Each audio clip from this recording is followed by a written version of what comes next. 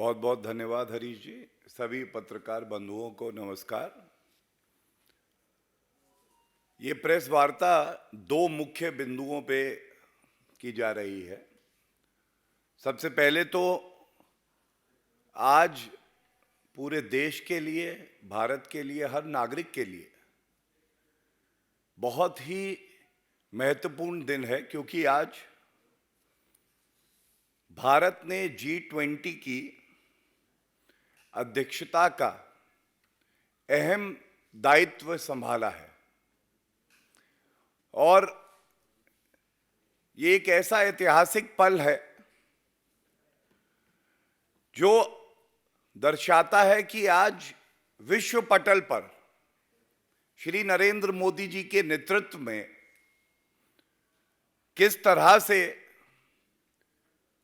G20 जैसे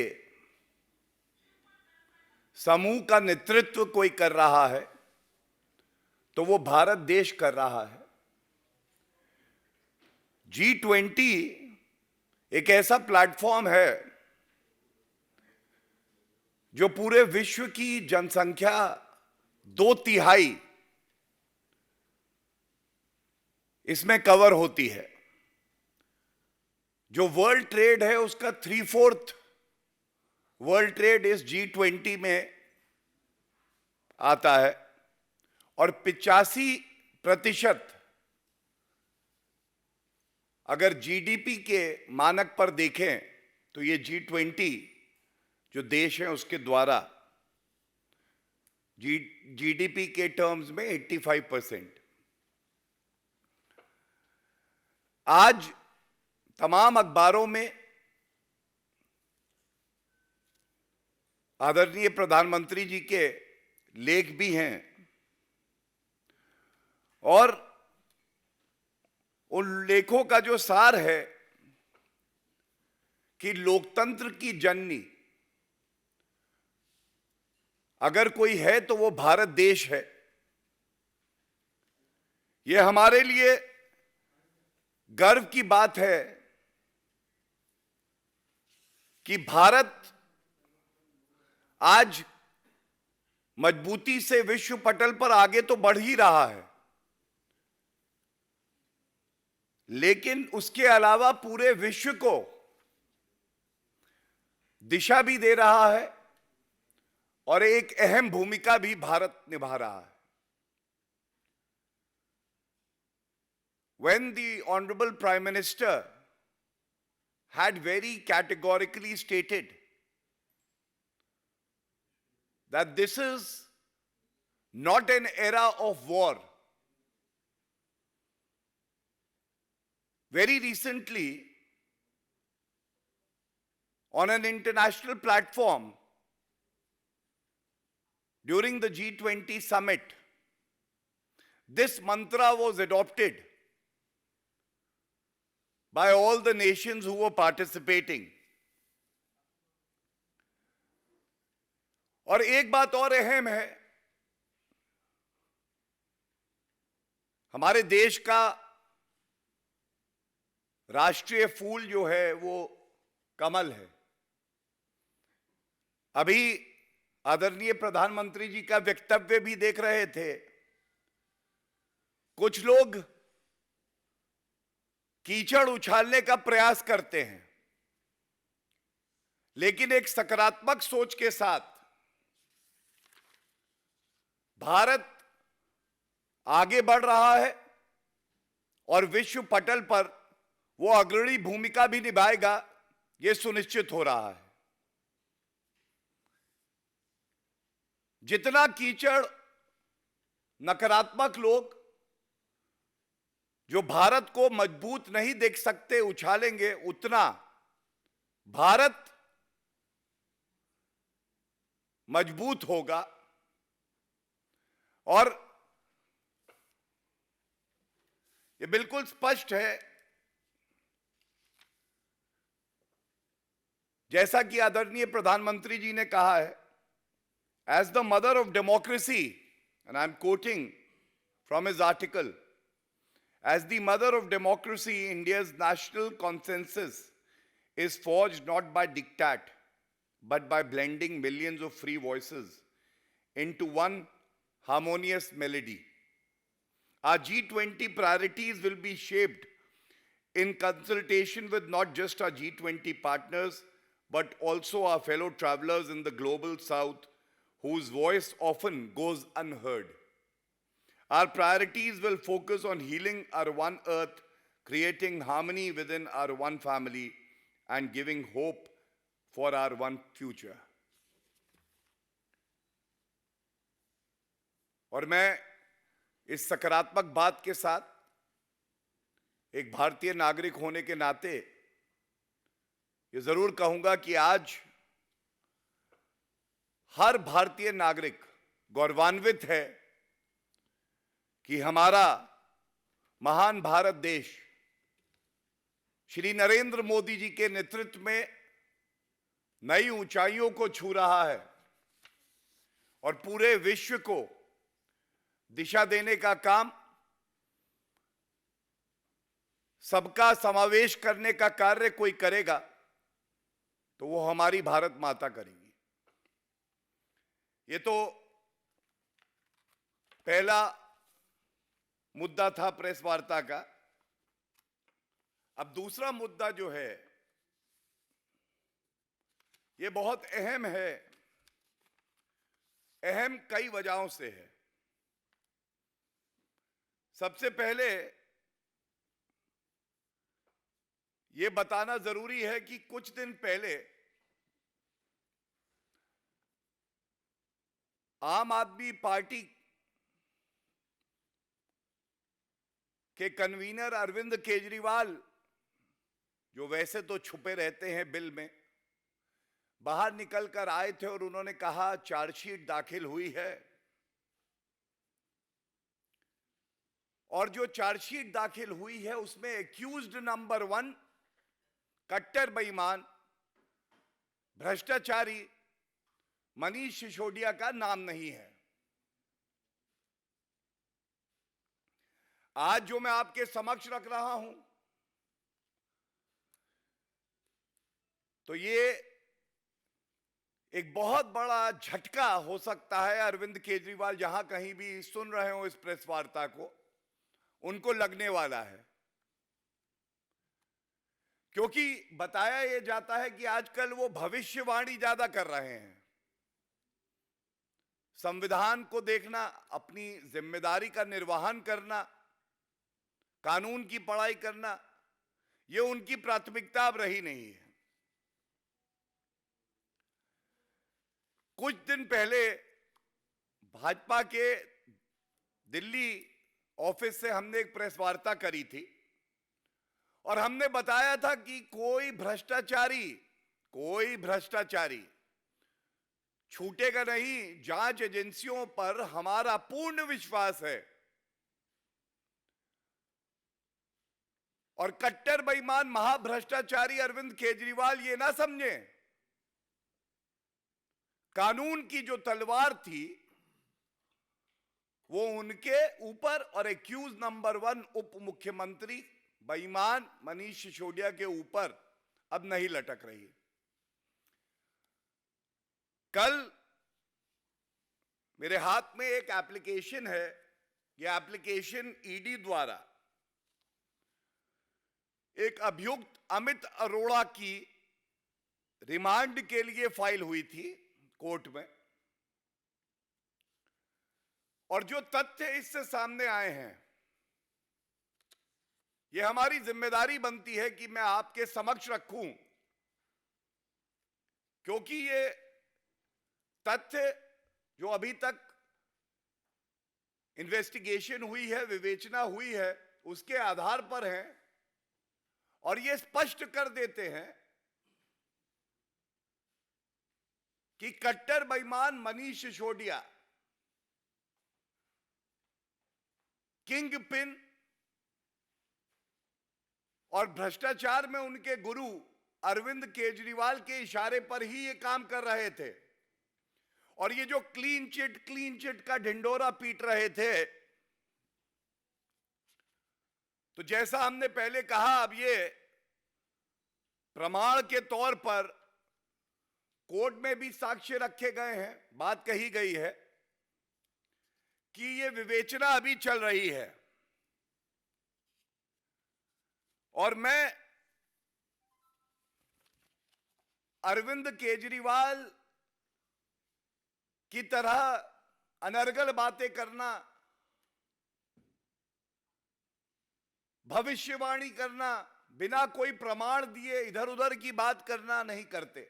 हम लोगों की एक जिम्मेदारी है हर प्रेस वार्ता में तथ्य, कोर्ट के ऑर्डर्स, प्रमाण देकर हमने सवाल भी पूछे हैं और जनता की आवाज भी हम बने हैं। मेरे हाथ में देखिए पृष्ठ 4, इसकी एक पंक्ति मैं पढ़ना चाहूंगा जो ये दर्शाता है that this is an ongoing investigation. The investigation does not end with the filing of the charge sheet earlier, and there are provisions in law which empower the investigating agency, be it the ED or the CBI, to file a supplementary charge sheet. ये पंक्ति है, वो जिक्र कर रहे हैं एक company का। One of the biggest manufacturers have approximately 47% market share in the country. Also a subject of the ongoing investigation. Please pay heed to the word ongoing investigation. ये एप्लीकेशन कब दाखिल हुई? 30 तारीख को दाखिल हुई। 30 तारीख को ईडी ने कोर्ट में ये कहा है कि ये जांच चल रही है, ऑनगोइंग इन्वेस्टिगेशन है। और इसी एप्लीकेशन में जो सबसे चिंताजनक तथ्य है, वो तथ्य ये है, पेज 22 में एक सूची दी गई है। ये 22 पेज पे जो सूची दी गई है, ये सूची एक बड़ी बात कहती है। एक उप मुख्यमंत्री, मुख्यमंत्री का पीए, एक और मंत्री कैलाश गहलोत और एक और अभियुक्त विजय नायर जो आम आदमी पार्टी का कम्युनिकेशन इंचार्ज भी था। क्या वजह रही होगी आप बताइए? मुख्यमंत्री जी के जो पीए हैं, ये बहुत कम समय अवधि में 4 हैंडसेट्स बदलते हैं। 4 हैंडसेट्स। छुपाना क्या चाह रहे थे जी? कुछ बताएंगे? और जो एक्यूज नंबर 1 है मनीष सिसोदिया, ये देखिए सूची है, 4 मोबाइल नंबर बदल दिए इन्होंने और 16 हैंडसेट बदल दिए। जनता ये पूछ रही है, कट्टर ईमानदार का सर्टिफिकेट कट्टर बेईमान अरविंद केजरीवाल देता है। ईमानदार लोग 4 मोबाइल नंबर और 16 हैंडसेट बदल देते हैं।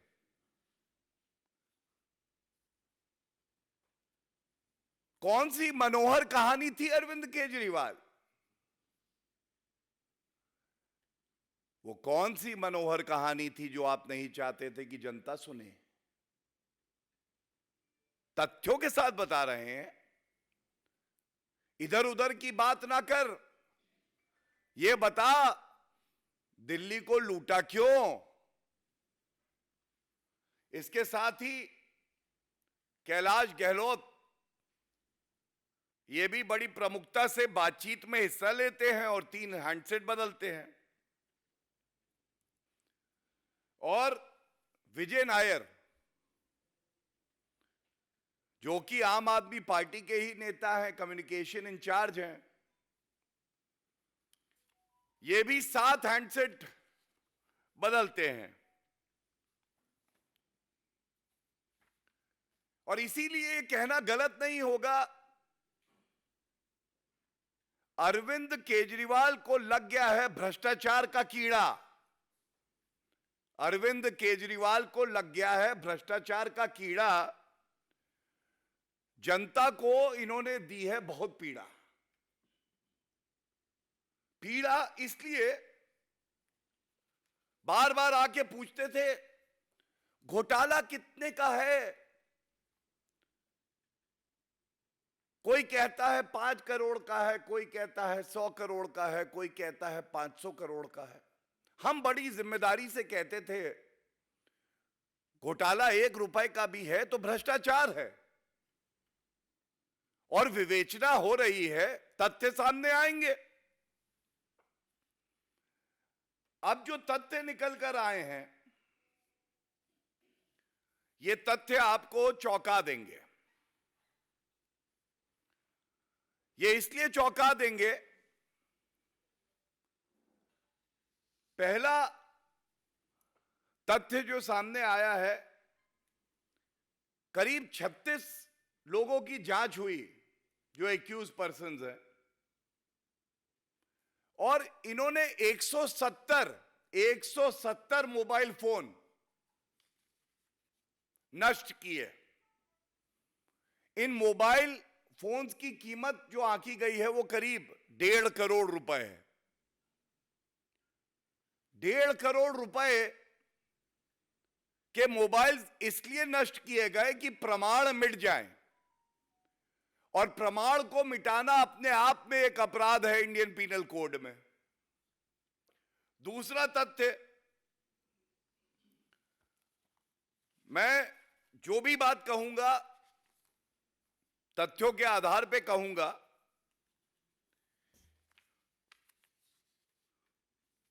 यह सामने आया है, राजकीय कोष को इन्होंने कितने का नुकसान किया। ये वो रुपया है जो जनता का रुपया है, और ये सारा धन जनता के हित में इस्तेमाल होना चाहिए था।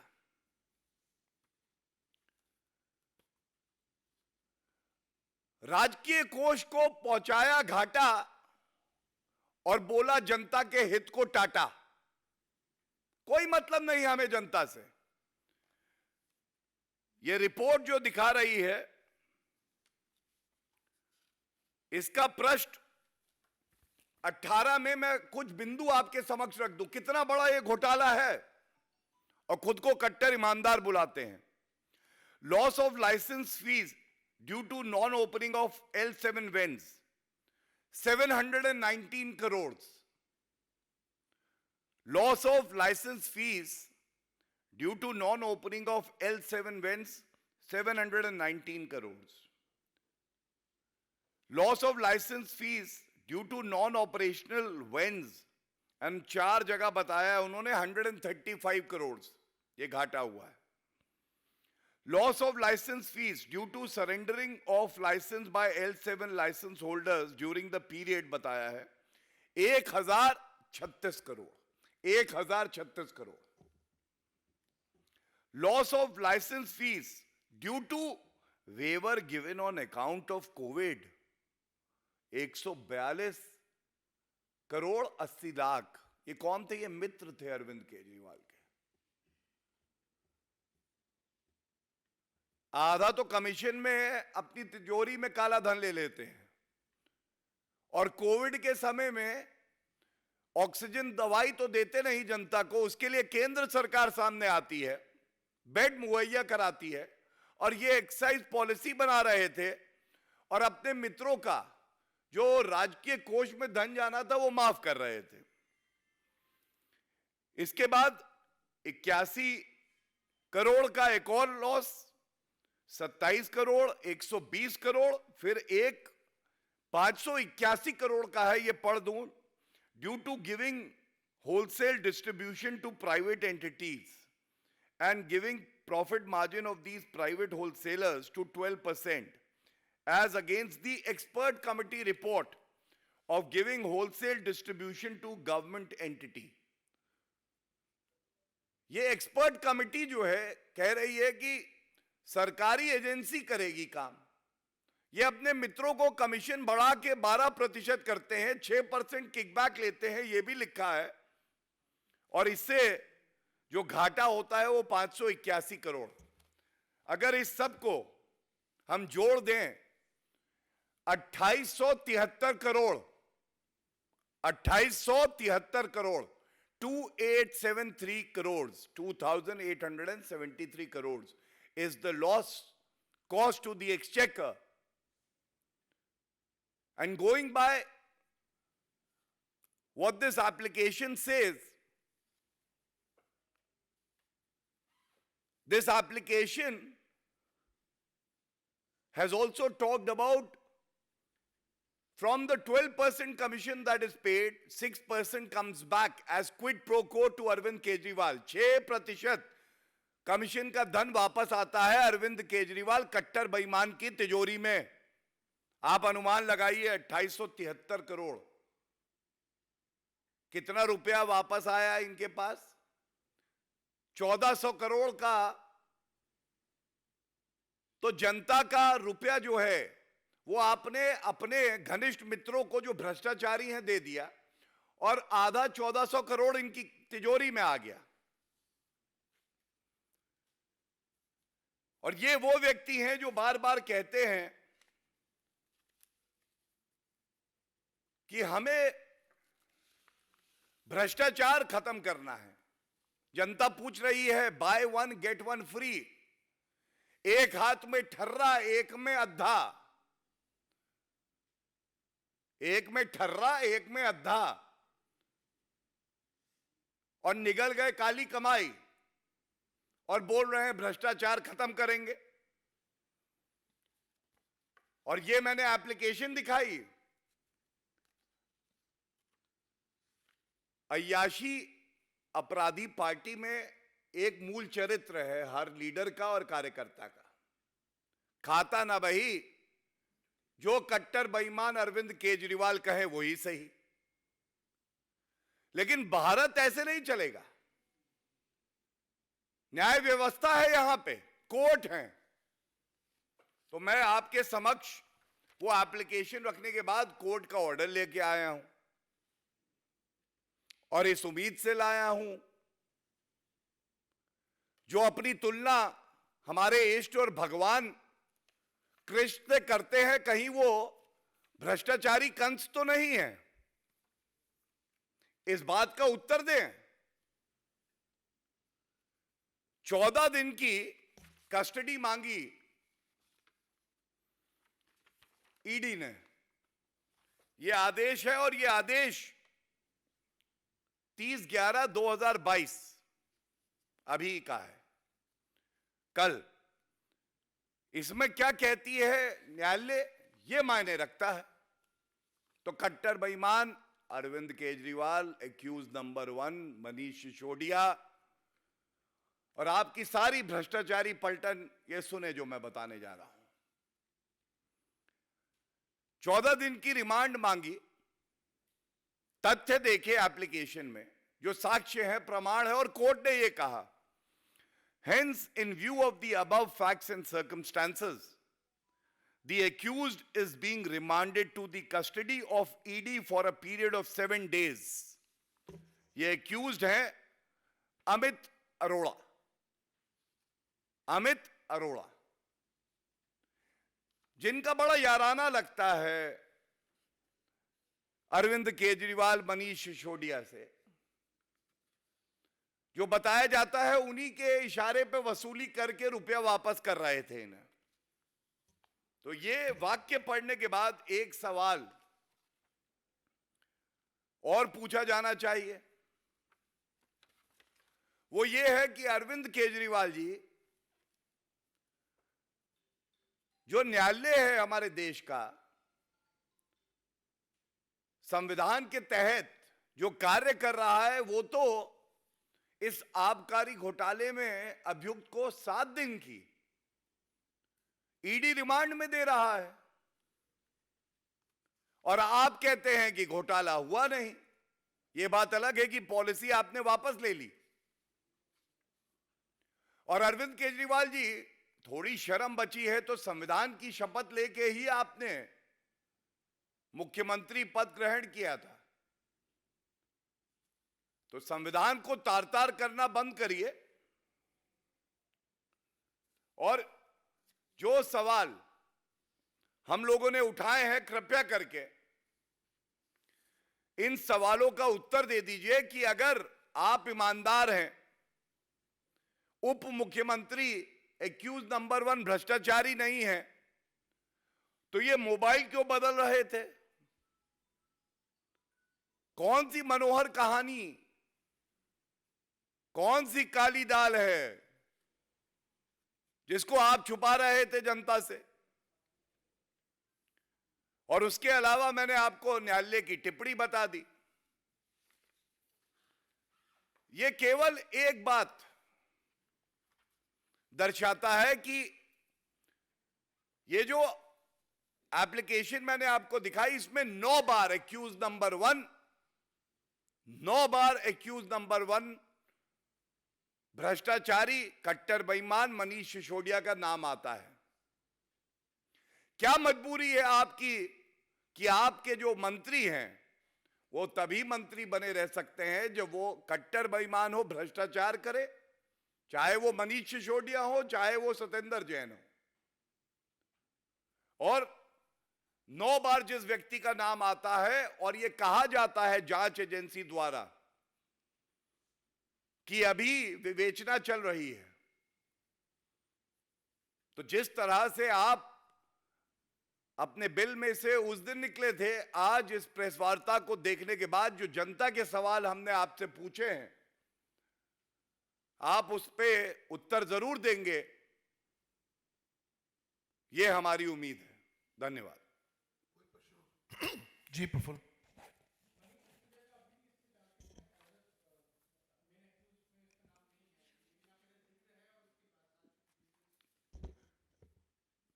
जो आपने प्रश्न किया, जब एफआईआर लिखी गई थी, जो एफआईआर की प्रतिलिपि मेरे पास है,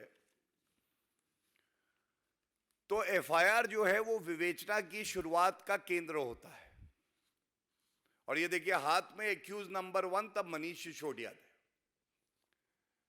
क्योंकि कानून में बाध्यताएं होती हैं कि आपको 60 दिन में चार्जशीट फाइल करनी है, और अगर आप 60 दिन में चार्जशीट फाइल नहीं करते हैं और किसी व्यक्ति को अगर अरेस्ट किया है तो उसकी ऑटोमेटिक बेल हो जाती है। तो जांच एजेंसियां उस समय सीमा का पालन करते हुए चार्जशीट दायर करती हैं कोर्ट में।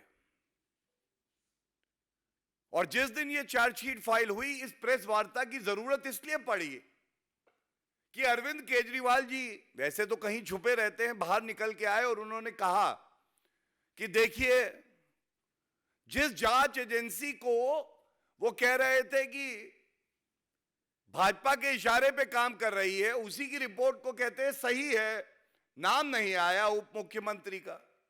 तो आज की प्रेस वार्ता में मैं ये दिखाना चाहता था, ये जो विवेचना है ये गोपनीय भी होती है। जांच एजेंसियां अपना काम करती हैं, बिना दबाव के करती हैं, लेकिन उन्होंने इस एप्लीकेशन में ये जो बात कही है वो महत्वपूर्ण है। The subject of an ongoing investigation, this line I am quoting from the application itself of the ED. ED की जो एप्लीकेशन है उसमें यह लिखा है, और यह कल की है।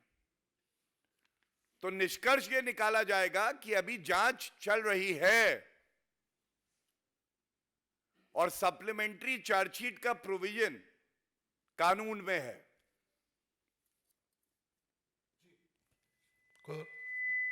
धन्यवाद।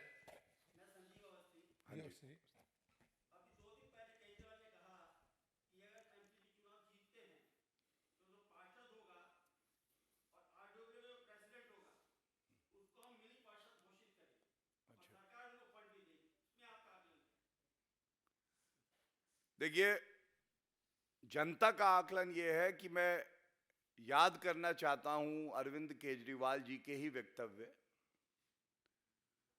मैं बच्चों की कसम खाता हूं, मैं चुनाव नहीं लड़ूंगा, लड़ लिया। मैं परिवार की कसम खाता हूं, मैं कांग्रेस पार्टी से समर्थन नहीं लूंगा, ले लिया। मैं वादा करता हूं 15 लाख सीसीटीवी लगेंगे, लगे नहीं। मैं वादा करता हूं 500 नए स्कूल खुलेंगे। तो अरविंद केजरीवाल जो कह दें, गारंटी है कि भ्रष्टाचार के साथ वो काम भी नहीं होगा और भ्रष्टाचार पूरा होगा।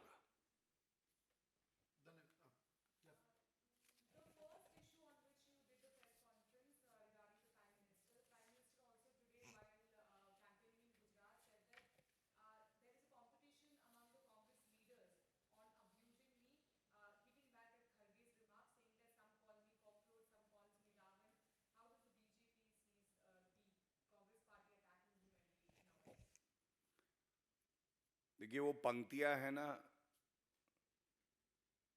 दुश्मनों का मैं बड़ा एहतराम करता हूं, मुखालफत से मेरी शख्सियत निखरती है।